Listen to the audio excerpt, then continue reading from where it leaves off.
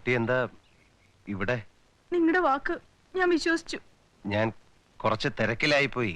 ഉത്സവത്തിന്റെ ഡിസ്ചാർജ് ചെയ്യുന്ന ദിവസം ഒരു കാർ പിടിക്കാൻ വഴിയില്ലാതെ ഞാൻ വിഷമിച്ചു. എന്റെ എല്ലാ കാര്യങ്ങളും നോക്കിക്കോളാന്ന് പറഞ്ഞിട്ടിപ്പോ എന്താ ഇത്? കരയാതിരിക്കൂ. ഇപ്പൊ ഒന്നും സംഭവിച്ചില്ലല്ലോ.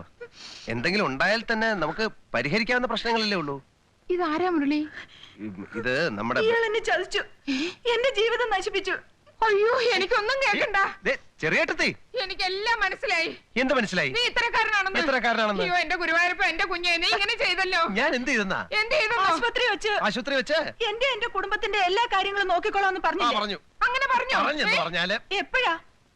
ഞങ്ങളൊക്കെ പട്ടിണി കിടന്ന് ചത്തിട്ടോ? അയ്യോ, എന്റെ ഗുരുവായൂരപ്പ, എന്റെ കുഞ്ഞെ, നിനക്കൊരു കല്യാണം വേണമായിരുന്നെങ്കിൽ കുമാരേട്ടനോട് പറഞ്ഞാൽ കഴിച്ചു തരത്തില്ലായിരുന്നോ? ഇത് എന്തറിഞ്ഞിട്ടാ ഈ സംസാരിക്കുന്നത്? അല്ല, ഈ കുട്ടി എന്റെ ബസ്സിൽ നിന്ന് വീണ് കാലൊടിഞ്ഞു. ധനസഹായം ചെയ്യാമെന്ന് ഞാൻ പറഞ്ഞു. തിരക്ക് കാരണം എനിക്ക് അതിന് കഴിഞ്ഞില്ല. അതിനെ ചതിച്ചു, വഞ്ചിച്ചു എന്നൊക്കെ പറഞ്ഞ് ബഹളം ഉണ്ടാക്കുന്നത്. ചതിയെന്നല്ലാതെ പിന്നെ എന്തോന്നാ ഇതിന്റെ പേര്? അത്രേ ഉള്ളന്നേ. എന്റെ പൊന്നു മോനെ, ഞാൻ ആകെ പേടിച്ചു പോയല്ലോ. ഞാനും പേടിച്ചു പോയി. തൽക്കാലം ഇത് പിടിക്കേ. 50 രൂപയോ? പിന്നെ എത്ര വേണം? ഒരു ദിവസത്തെ മരുന്നിനും ഇഞ്ചക്ഷനും തന്നെ 100 രൂപയാവും എനിക്ക്. അതെ, തൽക്കാലം ഇതങ്ങോട്ട് വാങ്ങിക്കേ. ബസ് ഉത്സവത്തിന്റെ സ്പെഷ്യൽ ഓടിക്കൊണ്ടിരിക്കുകയാണ്. കളക്ഷൻ ഒന്നും ഞാൻ വാങ്ങിച്ചിട്ടില്ല. കളക്ഷൻ വന്നാലുണ്ട് എത്ര രൂപ വേണേലും ഞാൻ തരാം. ഉറപ്പാണോ? ഉറപ്പ്. അതോ അന്ന് പറഞ്ഞ പോലെ? തരാൻ കുട്ടി, ഞാൻ അങ്ങ് ഓടി പോകുന്നില്ല. ഇതാ ചേച്ചി, ഒന്ന് ഓർമ്മിപ്പിക്കണേ. ചേച്ചി എന്തിനാ ഓർമ്മിപ്പിക്കുന്നത്? എനിക്കത് ഓർമ്മശക്തിയില്ലേ?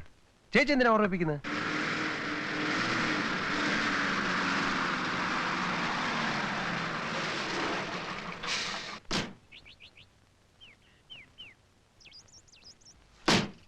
എന്താ ഇന്ന് ബസ്സിന് ഓട്ടോ ഇല്ലേ? കാര്യങ്ങൾ ആകെ കുഴഞ്ഞു മുരളി. എന്തുപറ്റി? ഇന്നലെ ലാസ്റ്റ് ട്രിപ്പിന് കണ്ടക്ടർ വത്സന് അവന്റെ വീടിന്റെ അടുത്തിറങ്ങി. കാലത്ത് എത്തിക്കോളാൻ ചാത്തുചേട്ടാന്ന് അവൻ പറഞ്ഞു. ആയിക്കോട്ടെന്ന് ഞാനും പറഞ്ഞു. ഈ നേരം വരെ അവനെ കാണാതായപ്പോ ഞങ്ങൾ രണ്ടുപേരും കൂടി അവന്റെ വീട്ടിൽ ചെന്ന് നോക്കി. അവനവിടെ ചെന്നിട്ടില്ല അത്രേ. എന്റെ ഒരു സംശയം ചോദിച്ചോട്ടെ, ഉത്സവത്തിന്റെ കളക്ഷനും കണക്കൊക്കെ അവൻ തന്നിരുന്നോ? ഇല്ല, കണക്ക് കൂട്ടാൻ നേരമില്ല. ഉത്സവം കഴിഞ്ഞിട്ട് ഒന്നിച്ചേരാന്ന് അവൻ പറഞ്ഞു. ഞാനത് സമ്മതിക്കുകയും ചെയ്തു. അത് വിഡ്ഢിത്തരായിപ്പോയല്ലോ മുരളി, മഹാവിഡ്ഢിത്തരായിപ്പോയി. അപ്പോ അത് തന്നെ, ഇത്രയും ദിവസത്തെ കളക്ഷന്റെ പണവും കൊണ്ട് അവൻ മുങ്ങി. ദൈവമേ.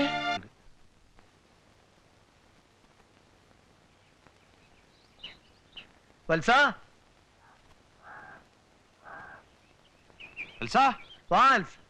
ഇവിടെ ആരും ഇല്ലേ? ഇറങ്ങടാ, ഇവിടെ ആരും ഇല്ലേന്ന്. ഹംസേ, ഇത് തന്നെയല്ലേ വീട്? ഇത് തന്നെ. ആ, വത്സന്റെ വീടല്ലേ ഇത്? അതെ, മനസ്സിലായില്ല. ഞാൻ ആരാണെന്ന് അവന് മനസ്സിലാവും. വിളിക്കാവനെ. അവനിവിടെ ഇല്ലല്ലോ. നോണ പറയരുത്.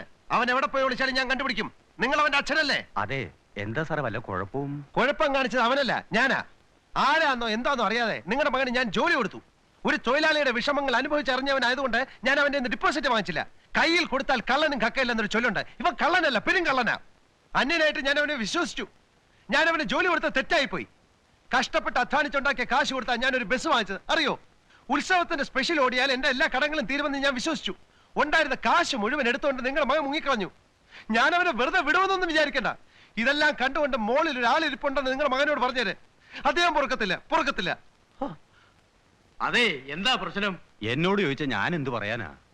അപ്പോഴേ നമുക്ക് പോലീസിനൊരു പെറ്റീഷൻ കൊടുത്താലോ? അത് ഞാൻ ആലോചിക്കാഞ്ഞിട്ടല്ല. പക്ഷെ അവന്റെ അച്ഛനെ അമ്മയും കണ്ടില്ലേ, പാവങ്ങള്. എന്തായാലും സ്വന്തം മോനല്ലേ. ഇനി അവനെ പോലീസുകാർ പിടിച്ച് ലോക്കപ്പിലിട്ട് കേസായി. വയസ്സുകാലത്ത് അവരെ അങ്ങനെ നോക്കിയപ്പോ വല്ലതും നടക്കുമോ?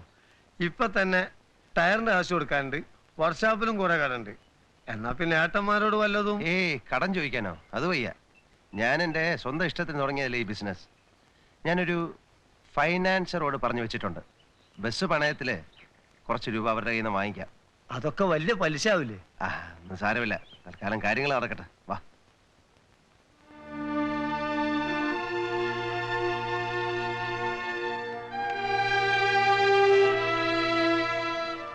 ഇത് RC ബുക്ക്.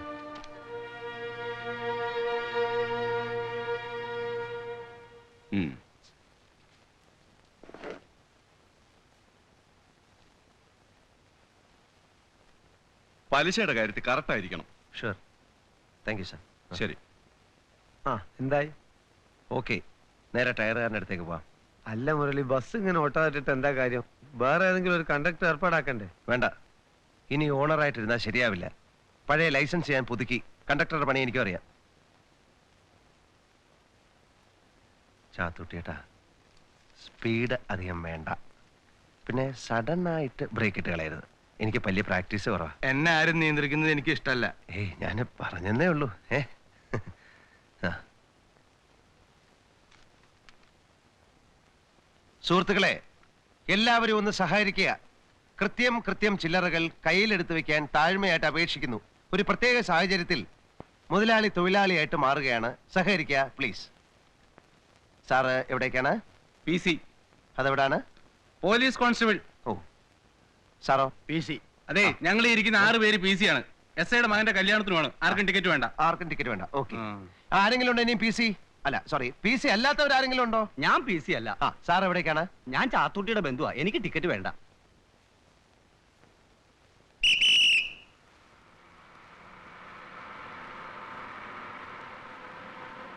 എന്റെ അമ്മേ, ദേ ആ പിശാച് കൈ കാണിക്കണു.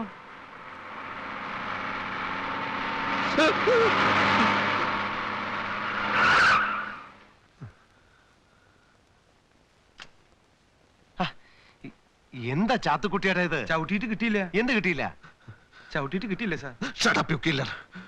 Do you want to finish off me, you bloody murderer? അന്ന് ഉത്സവത്തിന് സ്പെഷ്യൽ ഓടിയപ്പോ ഞാൻ കൈ കാണിച്ചിട്ട് നീ ബസ് നിർത്തിയില്ല. ഇന്ന് താൻ എന്നെ കൊല്ലാൻ വന്നു. അറിവില്ലായ്മ കൊണ്ട് ചോദിക്കാണ് സാർ.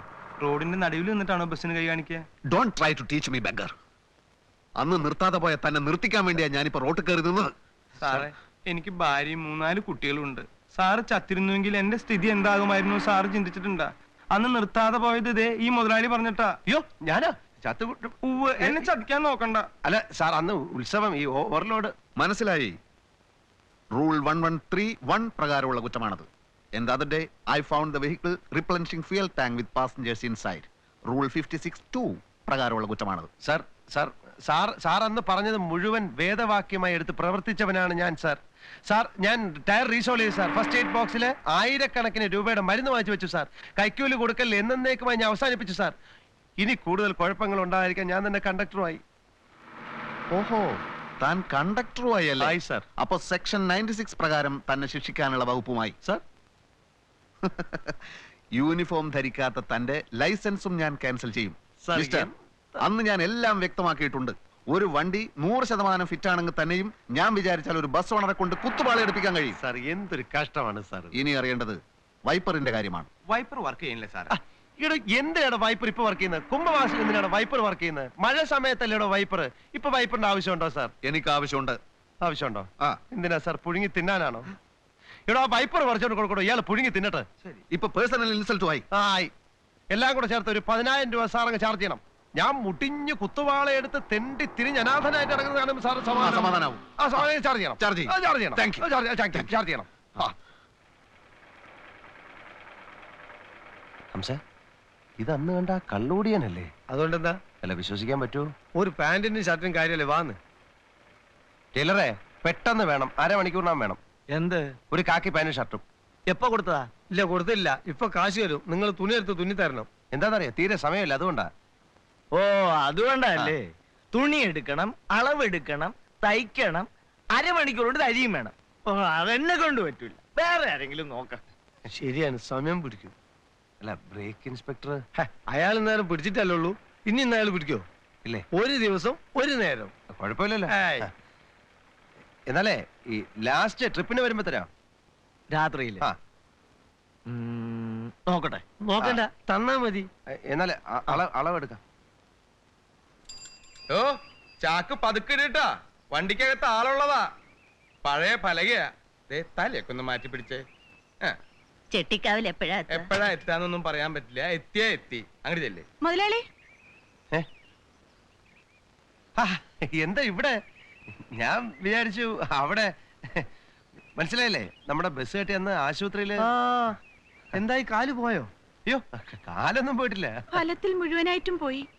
പ്രസിൽ എനിക്ക് ഇനി ഒരിക്കലും ജോലി കിട്ടില്ലെന്ന് ഉറപ്പായി. നിങ്ങളുടെ അടുത്ത് ചില കാര്യങ്ങൾ തുറന്ന് സംസാരിക്കാനായിട്ട് ഞാൻ ഇങ്ങോട്ട് വന്നതാ. അത് പിന്നീട് ഒരിക്കലാകാം. അറിഞ്ഞില്ലേ എന്റെ 50,000 രൂപ കണ്ടക്ടർ കട്ടോണ്ടുപോയ കാര്യം? 50,000 ഉറുപ്പിക? അതെ ഹംസേ, 50,000 രൂപ. അതുകൊണ്ട് ഞാൻ തന്നെ ഇപ്പൊ കണ്ടക്ടർ. സത്യം പറഞ്ഞാൽ അതിൽ 25,000 രൂപ കുട്ടിക്ക് തരണമെന്ന് വിചാരിച്ചിരിക്കായിരുന്നു. എന്ത് ചെയ്യാൻ കുട്ടിക്ക് അതിനുള്ള യോഗം ഇല്ലല്ലോ. നുണ പറഞ്ഞു ഒഴിവാക്കണ്ട. എന്റെ അപ്പച്ചിയുടെ മകളുടെ കല്യാണമാണ് അടുത്ത ആഴ്ച. ചുരുങ്ങിയത് ഒരു 2 പവനെങ്കിലും കൊടുക്കണം. പിന്നെ എനിക്കൊരു ജീവിതമാർഗം വേണ്ടേ? നടക്കാനൊക്കാത്ത ഞാൻ എന്ത് ചെയ്യും? ആളുകൾ പറയുന്നത് ഒരു തുണിക്കടയോ മറ്റോ തുടങ്ങാനാ. അതാവുമ്പോ നടക്കണ്ടല്ലോ, ക്യാഷിലിരുന്നാ മതി. ഞാൻ ജംഗ്ഷനിൽ ഒരു കട നോക്കി വെച്ചിട്ടുണ്ട്. എന്നാ പിന്നെ തുണിക്കട മാത്രമാക്കണ്ട. അതിന്റെ അടുത്തൊരു സിനിമാളും തൊട്ടടുത്തൊരു പെട്രോൾ പമ്പും ഇവിടെ എവിടെങ്കിലും ഒരു 100-300 ഏക്കർ റബ്ബർ എസ്റ്റേറ്റ് വാങ്ങി തന്ന വീട്ടിൽ തന്നെ ഇരുന്നാ മതിയല്ലോ. കടയിലും പോകണ്ട. നിങ്ങളോടല്ല ഞാൻ സംസാരിക്കുന്നത്. അതെയോ? എന്റെ കുടുംബത്തിന്റെയും സകല കാര്യങ്ങളും നോക്കിക്കൊള്ളാമെന്ന് എന്റെ അടുത്ത് വാക്ക് തന്ന മനുഷ്യനോടാ. അതെ അതെ, കുട്ടി ഒരു ദുർബല നിമിഷത്തിൽ എന്നുവെച്ചാ ബസ് പുറപ്പെടാറായി. പ്ലീസ് നാളെ വരൂ. എപ്പോഴും അങ്ങനെ പറഞ്ഞിരുന്നല്ലോ. ശരി, തൽക്കാലം ഇത് വെച്ചോളൂ. നാളെ നമുക്കൊരു പരിഹാരം ഉണ്ടാക്കാം. ഓക്കെ.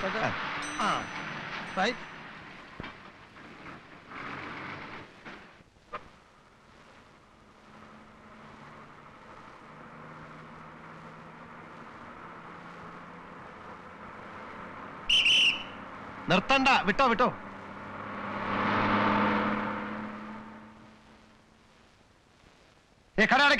കട അടയ്ക്കല്ലേ മോനെ.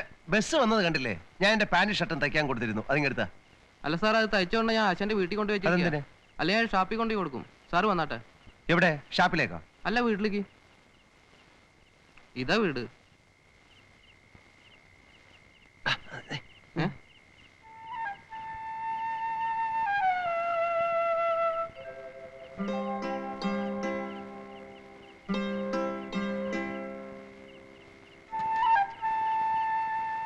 അതാരാടാ?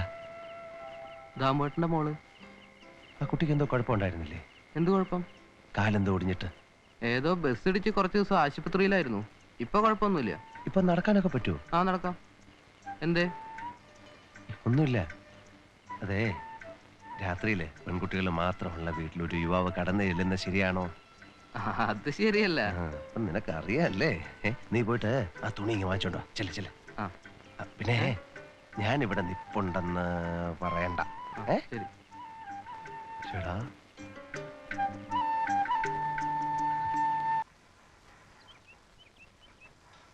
ഒരു മിനിറ്റ് ഒഴിവില്ലായിരുന്നു വലിയേട്ടത്തി. രാത്രി വന്നാ പിന്നെ കാലത്ത് ബസ് എടുക്കാൻ വൈകും. ടയറ് പഞ്ചറായി. ഇവിടെ അടുത്ത് വെച്ചായതുകൊണ്ട് വീട്ടിൽ വന്ന് ഊണ് കഴിച്ചിട്ട് പോകാൻ തോന്നി. കൂട്ടാനൊന്നും ഇല്ലല്ലോ മുരളി. കൂട്ടാനൊന്നും വേണ്ട, മോരും ചോറും ഉണ്ടല്ലോ. പെട്ടെന്ന് വേണം വലിയേട്ടത്തി.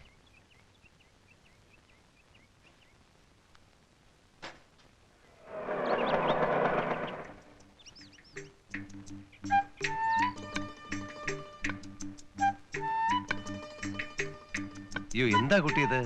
കുട്ടി കാല് തീരെ വയ്യാതെ ഇത്രയും ദൂരം വരണമായിരുന്നോ? അമ്പലക്കടവിൽ നിന്നാ പോരായിരുന്നോ? എത്ര നേരം നിന്നു? ബസ് കാണാതായപ്പോ ഞാനിങ്ങ് പുറപ്പെട്ടു. ഒരു കണക്കിന് വന്നത് ഏതായാലും നന്നായി. എന്തിനും ഏതിനും ഒരു അവസാനം വേണമല്ലോ. ഒരു അകത്തോട്ടിരിക്കാം. എനിക്ക് വേഗം പോണം. വരുന്നേ. കേസ് ഞാൻ അവസാനിപ്പിച്ചു തരാം.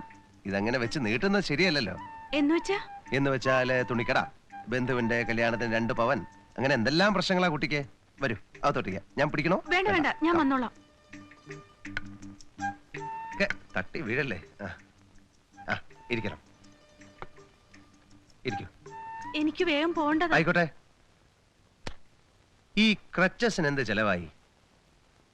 എന്തേ? അല്ല, ഇതില്ലായിരുന്നെങ്കില് കുട്ടിയാകെ കഷ്ടപ്പെട്ടു പോയേനെ. നടക്കാൻ പറ്റാണ്ട്. അതുകൊണ്ട് ചോദിച്ചാ. നോക്കട്ടെ. നോക്കട്ടെ എന്ന്. ഓഹോ, ഇത് വെറും കമ്പാണല്ലേ. വലിയ ചെലവൊന്നും ആയിട്ടില്ല. നേര് പറഞ്ഞ കുട്ടിയുടെ കാര്യം ആലോചിച്ച് ഞാൻ വിഷമിക്കാത്ത ദിവസങ്ങളില്ല. ഞാൻ പല ഡോക്ടർമാരുമായിട്ട് ഇങ്ങനെ ചർച്ചകൾ നടത്തിക്കൊണ്ടിരിക്കുകയാണ്. അപ്പൊ അവര് പറയുന്നത് ഈ സ്ഥിതി ഇങ്ങനെ തുടർന്ന് പോവാണെങ്കിൽ കാല് പഴുത്ത് ആള് തന്നെ ക്ലോസ് ആയി പോകുമെന്നാണ്. അതുകൊണ്ട് സത്യത്തിന്റെ മുഖം വളരെ ക്രൂരമാണ് കുട്ടി.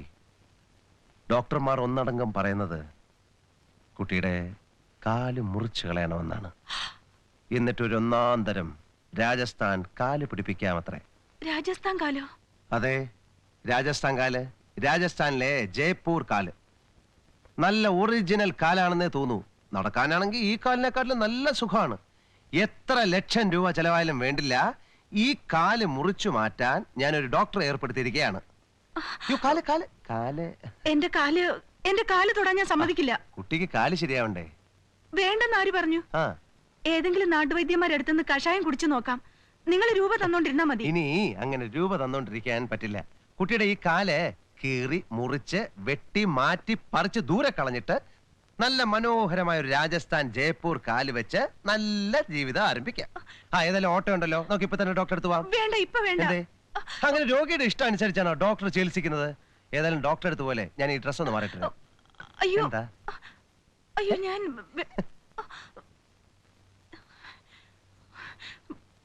ദേ ക്രച്ചസ്.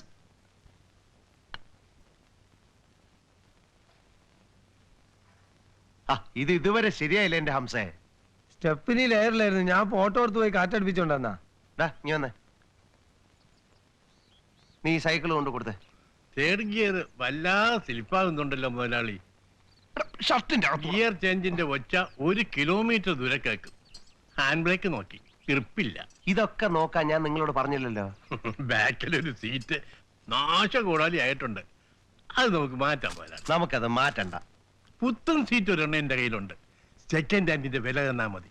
രാത്രി അമ്പലക്കടവിലെത്തിക്കാം, പണിക്കാരെയും കൊണ്ടുവരാം. ആവശ്യമുണ്ടെങ്കിൽ ഞാൻ അറിയിക്കാം. മതി മതി മതി മതി. അപ്പൊ എന്റെ അഡ്രസ് തരട്ടെ? വേണ്ട, ഞാൻ അന്വേഷിച്ച് കണ്ടുപിടിച്ചോളാം. അത് നമ്മൾ ഒഴിവാക്കാനുള്ള പരിപാടിയാണല്ലോ മുതലാളി. ഒരു സഹകരണം കാണിക്കും. ഇയാൾക്ക് വേറെ ഒരു ജോലിയില്ലേ? ഇവിടെ ട്രിപ്പ് തുടങ്ങി മനുഷ്യൻ ഭ്രാന്ത് പിടിച്ചിരിക്കുമ്പോഴാ ഓരോ തമാശകള്. തമാശയല്ല, അപ്പൊ പണിയെടുപ്പിച്ചില്ലെങ്കിൽ ട്രിപ്പ് മാത്രമല്ല എന്നേക്കും ഓട്ടം കളിക്കും. എന്റെ സ്വഭാവം നിങ്ങൾക്ക് അറിയില്ല, ആവശ്യമില്ലാത്ത കാര്യമൊന്നും പറയണ്ട. അതെ, പ്രഭാകരൻ സാർ വിളിക്കണു. ഏത് പ്രഭാകരൻ സാറ്? KBTV-ന്റെ. ഏത് KBTV? പ്രഭാകരൻ സാറ്. അയാൾക്ക് എന്തോ വേണം? എനിക്കൊന്നും അറിയില്ല. എവിടെയാണ്? ദേ നിക്കണു. എന്റെ ഹംസ ഒന്ന് എളുപ്പം ഹംസേ. എന്റെ ഹംസ ഒന്ന് വേഗം. ഹലോ ഹലോ ഹലോ, ഒന്ന് മാറിയുന്നേ. അതിന്റെ മോളിൽ കയറി ഡാൻസ് കളിക്കണ്ട. മനുഷ്യൻ ഭ്രാന്ത് പിടിച്ചിരിക്കുമ്പോ.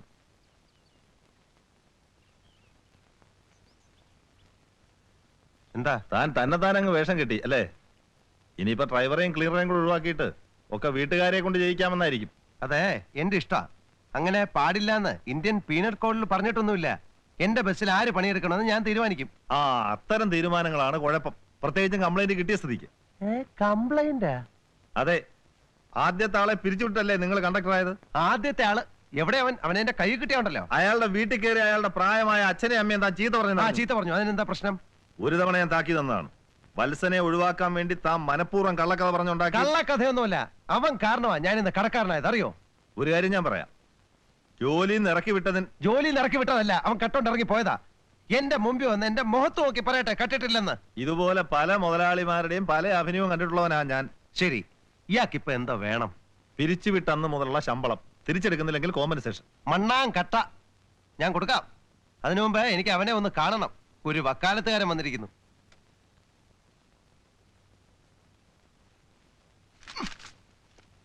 സാർ സാർ സാർ, അപ്പൊ സീറ്റിന്റെ കാര്യം?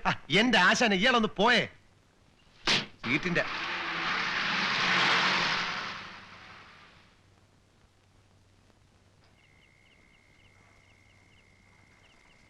നാളെ കാലത്ത് വൈകരുത് കേട്ടോ. എന്താ, ഞാൻ വന്നിട്ട് വേണോ തന്നെ കുളിപ്പിക്കാൻ?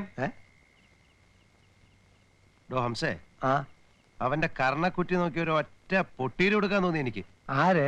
ആ നേതാവിന്റെ. അവൻ ആ കള്ളനെ ന്യായീകരിക്കാൻ വന്നിരിക്കുന്നു. എന്റെ സമയം അല്പം മോശ, അതുകൊണ്ട് ഞാൻ ഒന്നും ചെയ്യുന്നില്ല. എന്താപ്പാ അത്? എന്തോ എന്താണെന്ന് അറിഞ്ഞില്ല, ഒന്ന് പോയി നോക്കാം. അയ്യോ അച്ഛാ, വെള്ളം ഒടിച്ചോണ്ട് ആരെങ്കിലും കെട്ടിച്ചാടും? പിന്നെ വെള്ളം അടിച്ചോണ്ട് വെള്ളത്തിൽ ചാടാ, പിന്നെ എവിടെ ചാടാനാടൂ? അല്ല, നമുക്കൊരു കാര്യം ചെയ്താലോ? നമുക്ക് അങ്ങ് അകത്തോട്ട്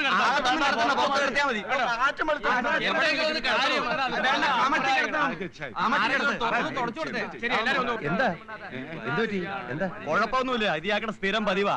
കുടിച്ചിലൊക്കെ വീട്ടിൽ വരിക, എന്നിട്ട് വഴക്കുണ്ടാക്കുക, പിന്നെ കിണറ്റിൽ ചാടുക. ഇത് ഇയാക്കടെ സ്ഥിരം തൊഴിലാ. സീരിയസ് ആണെങ്കിലേ നമുക്ക് ബസ് എടുക്കാം, ആശുപത്രി ഉടനെ കൊണ്ടുപോകാം. പോടാ പട്ടി, ആരടാ എന്നെ ആശുപത്രിയിൽ കൊണ്ടുപോവാൻ? ചേട്ടാ, ഇനി ചാടിയ ഞങ്ങൾ ആരും വരില്ല.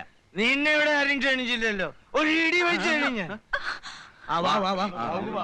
ഇടിക്കും. ഇന്ന് ആരും വന്നില്ലെങ്കിൽ കാണായിരുന്നു. എനിക്കും അയ്യ, അച്ഛനെ കൊണ്ട് ഞാൻ തോറ്റു. നിന്നെ കൊണ്ട് ഞാനും തോറ്റടി. ഈ നാട്ടില് ചാരായ ഷാപ്പ് തുറന്നു വെച്ചിരിക്കുന്ന ജനങ്ങൾക്ക് കുടിക്കാൻ. കുടിക്കുന്നത് തെറ്റാണെന്ന് പറഞ്ഞ് ഉപദേശിക്കാൻ നീ ആരടി? ദാഹം തീർക്കാനായിരിക്കും ചേട്ടൻ കിണറ്റിൽ ചാടിയത്. അതെ അതെ, ഷാപ്പിൽ തണ്ണിയടി, കിണറ്റി വെള്ളമടി. ഒച്ച വെക്കുന്നതിന് ഒരു കുഴപ്പമില്ല. മോളെ, ഇയാളെ അകത്ത് കൊണ്ടുപോയിട്ട് വാഴ നടക്കേ. മനുഷ്യർക്ക് ഇവിടെ സ്വയമായിട്ട് ജീവിക്കണം. അതെ ചേട്ടാ, എണീറ്റാട്ടാ. നാടകം കണ്ടു കഴിഞ്ഞില്ലേ, ഇനി പൊയ്ക്കൂടെ? മുരളി നമുക്ക് പോവാം. വരൂ അച്ഛാ, എനിക്ക്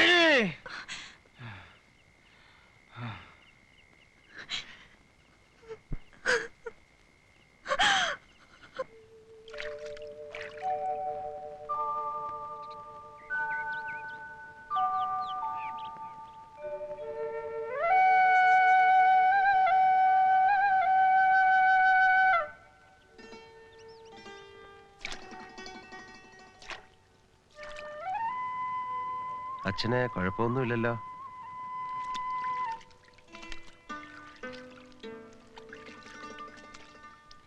കഴിഞ്ഞതൊക്കെ ഞാനൊരു തമാശയായിട്ടേ കരുതിയിട്ടുള്ളൂ കേട്ടോ.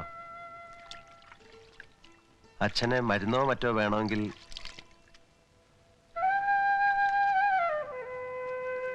കുട്ടിക്ക് ഞാനൊരു പാസ് ഒപ്പിട്ട് തരട്ടെ? എനിക്കൊന്നും വേണ്ട. എന്താ? നേര് പറഞ്ഞാൽ ഞാൻ എന്തൊക്കെയാ കാണിച്ചു കൂട്ടിയെന്ന് എനിക്ക് തന്നെ നിശ്ചയമില്ല. ഏയ് അതൊന്നും സാരമില്ല. കേസിന് പോയാൽ ആളുകൾ പറഞ്ഞു കുറെ രൂപ കിട്ടുമെന്ന്. എത്ര രൂപ വേണേലും തരാമെന്ന് നിങ്ങളും പറഞ്ഞു. നിങ്ങൾ വാക്ക് പാലിക്കാതിരുന്നപ്പോ എനിക്ക് നിങ്ങളെ ഒന്ന് പറ്റിക്കണമെന്ന് തോന്നി, അത്രേ ഉള്ളൂ. അയ്യോ കുട്ടി, ഞാനത് മനഃപൂർവ്വമായിരുന്നില്ല. എന്റെ അവസ്ഥ ദിവസവും ദിവസവും മോശമായി വരികയാണ്. ഈ വണ്ടിക്ക് വേണ്ടി ഞാൻ എത്ര രൂപ ചെലവാക്കിയെന്നറിയാം. അതൊക്കെ പോട്ടെ, കുട്ടിക്ക് എന്തെങ്കിലും ആവശ്യം ഉണ്ടെങ്കിൽ എന്നോട് ചോദിക്കാം. എന്നോട് ചോദിക്കണ്ട, ഞാൻ തന്നോളാം. അതെ, അയ്യോ ഒന്നും ഉണ്ടായില്ല. വഴിയില് തന്നെത്താൻ തലയൊറ്റി വീണു. അപ്പൊ ഞാൻ കണ്ടു. എന്നാ പിന്നെ ഇങ്ങോട്ട് കൊണ്ടുവരാന്ന് വിചാരിച്ചു, അത്രേ ഉള്ളൂ. എന്തിനാ ഇങ്ങോട്ട് കൊണ്ടുവന്നത്? അവിടെ കിടന്നോട്ടെന്ന് വിചാരിച്ചാ മതിയായിരുന്നല്ലോ. ഞാനൊരു മനുഷ്യ സ്നേഹത്തിന്റെ പേരിൽ ഇങ്ങ് എടുത്തോണ്ട് വന്നതാ. സഹിക്കാവുന്നതിലും കൂടുതലായി. അച്ഛനിപ്പൊ ജീവിക്കുന്നത് തന്നെ ഞങ്ങളെ വേദനിപ്പിക്കാനാ. ഏയ് അങ്ങനെയൊന്നും പറയരുത്. സ്വന്തം അച്ഛനല്ലേ. ഒന്ന് പിടിച്ചകത്ത് കിടന്ന്. അല്ലെങ്കിൽ വേണ്ട ചേട്ടാ, ഞാൻ കിടത്താം. തലയിരിക്കല്ലേ.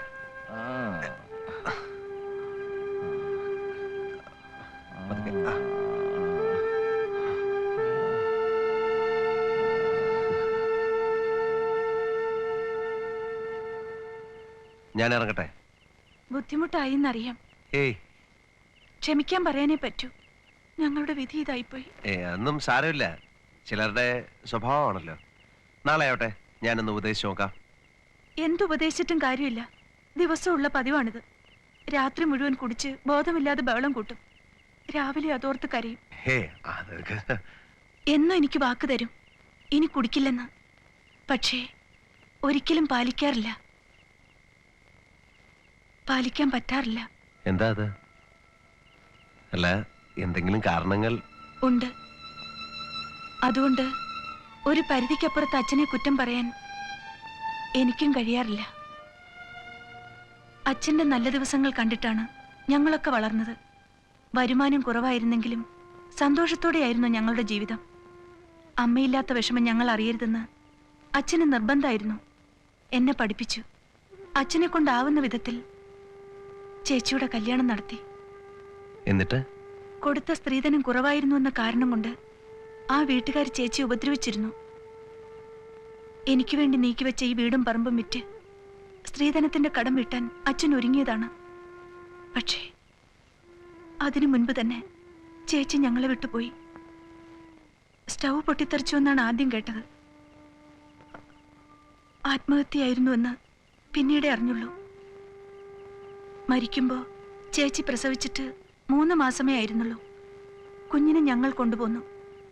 ആ സംഭവത്തിന് ശേഷം അച്ഛൻ ഇങ്ങനെയാണ്. കുടിക്കാത്ത നേരത്ത് ഇപ്പോഴും പറഞ്ഞു കരയും. അച്ഛന്റെ കുറ്റം കൊണ്ടാണ് ചേച്ചി മരിച്ചതെന്ന്.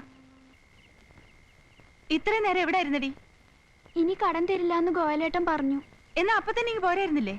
അച്ഛനെ കണ്ട കാശ് ചോദിക്കാന്ന് വെച്ച് കാത്തു നിന്നതാ. രാത്രിയിൽ രണ്ടെണ്ണം കൂടി ഇവിടെ വന്ന് നിൽക്കുകയാണോടി? നീ മോളെ കൊണ്ട് നടന്നോ. വീട്ടിൽ പോടി. നിന്നോടല്ലേ പറഞ്ഞത് വീട്ടിൽ പോവാൻ? എന്തിനാ അവിടെ സദ്യ ഒരുക്കി വെച്ചിരിക്കുന്നോ? അച്ഛന് ഞങ്ങളെ പറ്റി എന്തെങ്കിലും ഒരു വിചാരം ഉണ്ടോ? എനിക്ക് ഒന്നിനെ പറ്റി ഒരു വിചാരവും ഇല്ലടി. അരി സാധനങ്ങൾ ഇനി കടം തരില്ലെന്ന് ആ പീഡിയക്കാരൻ പറഞ്ഞു.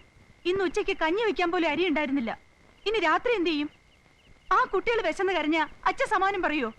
ഇതേ പ്രശ്നം തന്നെയാടി എനിക്കും.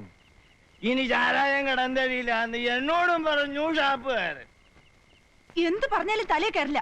അച്ഛൻ ദേവി അത് ഞങ്ങളെ കൊന്നുകളാ. എന്നോട് വഴക്കിടാനാണ് ഭാവമെങ്കിൽ എന്റെ സ്വഭാവം മാറും പറഞ്ഞേക്കാം. പിന്നെ ഞാൻ വീട്ടിലേക്ക് കാലെടുത്തു കൂത്തില്ല. വേണ്ട, സത്യമായിട്ട് ഞാൻ വീട്ടിലേക്ക് കാലെടുത്തു വേണ്ടെന്ന് പറഞ്ഞില്ലേ? പോഴേ, സ്വന്തം വീട്ടിലും ഒരു തൊഴിലും കിട്ടില്ല എന്ന് വെച്ചാല് വേണ്ടേ?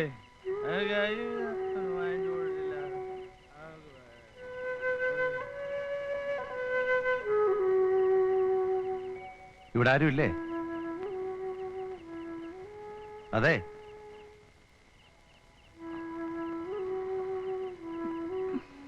ടൈലറില്ലേ? പിന്നെ ബസ്സില് ആരെങ്കിലും കിടക്കാതെ പറ്റില്ല. അതുകൊണ്ട് രാത്രിയില് ഞാൻ അതിനകത്താ. ബസ് നന്നാക്കുന്നില്ലേ? ആ, നന്നാക്കണം. എപ്പോഴാ ഇറങ്ങുക? അത് ഒന്നും തീരുമാനിച്ചില്ല. ഒത്തിരി പണിയെടുപ്പിക്കാനുണ്ട്. ടയർ മുഴുവൻ പോയല്ലോ. പിന്നെ ബോഡിയും ചില്ലും സമയമെടുക്കും. ഇത്രയും ദ്രോഹിച്ചവർക്ക് എന്ത് നേട്ടം ഉണ്ടായേ? അത് എൻ്റെ സമയദോഷം എന്ന് പറഞ്ഞാൽ മതി. ഇപ്പം ഞാൻ വന്നത് കുറച്ച് ബുദ്ധിമുട്ടിക്കാനാ. ഇവിടെ ഹോട്ടലൊന്നും ഇല്ലല്ലോ. ടൗണിൽ വരെ പോകാനും വയ്യ. വിഷമമില്ലെങ്കിൽ എനിക്ക് കുറച്ച് കഞ്ഞി വെച്ച് തന്നാൽ. ഇവിടെ അരി കഴുകിയിടാൻ തുടങ്ങിയിട്ടില്ലെങ്കിൽ ഒന്നിച്ച് തിളപ്പിച്ചാൽ മതി. അതുകൊണ്ടാണ് വേഗം ഇങ്ങോട്ട് പോകുന്നത്. ദാ അരി സാധനങ്ങളും കുറച്ച് കൂടുതലുണ്ട്.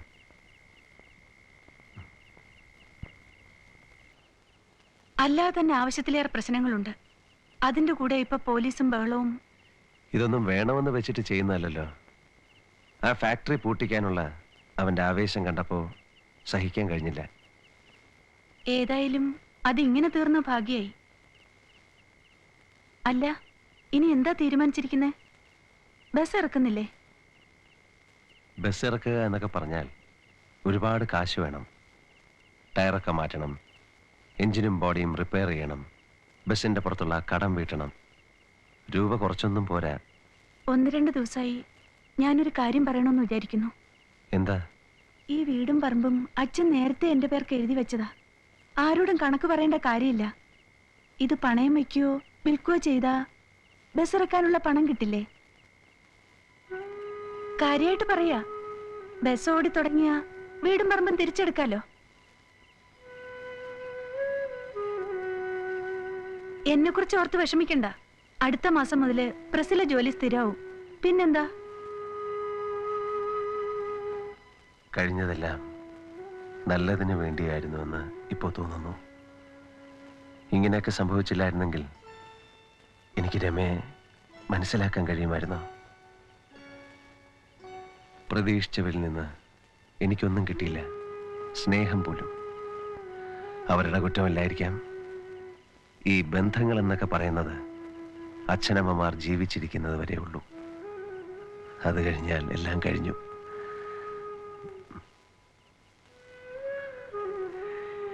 7 കൊല്ലം മുമ്പ് 500 രൂപയും കൊണ്ടാണ് ഞാൻ ബോംബെക്ക് വണ്ടി കയറിയത്. എനിക്കിപ്പോഴും അവിടെ കുറെ നല്ല സുഹൃത്തുക്കളുണ്ട്. ഞാൻ അവർക്ക് എഴുതിയിരുന്നു, ഒരു വിസ ഒപ്പിച്ചെടുക്കാൻ വലിയ പ്രയാസമൊന്നും ഉണ്ടാവില്ല. ആരോഗ്യവും അധ്വാനിക്കാൻ തയ്യാറുള്ളൊരു മനസ്സുള്ളപ്പോ ആരെ പേടിക്കാനാ? അപ്പോ പോകാൻ തീരുമാനിച്ചോ? ഞാൻ പഠിച്ച പാഠങ്ങൾ ഇനിയുള്ള എൻ്റെ ജീവിതത്തിന് വളരെയേറെ പ്രയോജനപ്പെടും. തെറ്റിപ്പോയ കണക്കുകളൊക്കെ തിരുത്താം. നഷ്ടങ്ങളൊന്നും സാരമില്ല. സന്തോഷിക്കാൻ എനിക്കിപ്പോൾ വലിയൊരു നേട്ടം ഉണ്ടായല്ലോ രമ.